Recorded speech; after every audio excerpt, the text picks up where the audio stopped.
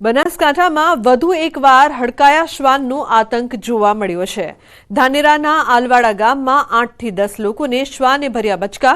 શ્વાન દ્વારા પશુ અને લોકો પર હુમલો કરવામાં આવ્યો। શ્વાનના હુમલાથી લોકો ઇજાગ્રસ્ત થયા। ઇજાગ્રસ્ત બનેલા લોકોને સારવાર અર્થે ખસેડાયા। રખડતા શ્વાનના હુમલાથી ગામમાં ભયનો માહોલ સર્જાયો છે।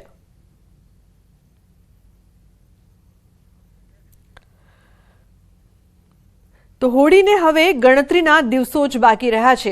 હોલિકા દહન માટે લાકડાનો ઉપયોગ કરાતો હોય છે, જેમાં વૃક્ષો કાપી નાખવામાં આવે છે, જેથી પર્યાવરણને નુકસાન પહોંચે છે।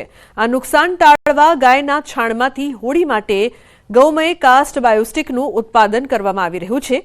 કેટલાક સમયથી પીપોદરા ખાતે આવેલી ગૌ ક્રાંતિ સેવા ટ્રસ્ટ દ્વારા ગૌમય કાસ્તનમાંથી બાયોસ્ટિક બનાવી પર્યાવરણને બચાવવાના સંદેશ સાથે વૈદિક રીતે હોલિકા દહન કરવામાં આવે છે। સંસ્થા દ્વારા 100 ટન જેટલી સ્ટીકો બનાવવામાં આવી છે।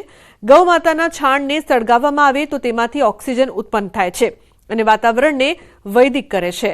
આ સંસ્થા છેલ્લા 7 વર્ષથી કાર્યરત છે। હજુ આપણા આ દેશમાં અને આપણે આ ધરતી પર આવી વાત અને વિચાર થઈ રહ્યા છે કે આ ગાયોના ગોબરમાંથી એનો નિકાલ કરવાને બદલે એ સ્ટીક ઉપયોગ કરીને આ વાતાવરણને શુદ્ધ કરવાનો જે એ લોકો વિચાર કરી રહ્યા છે।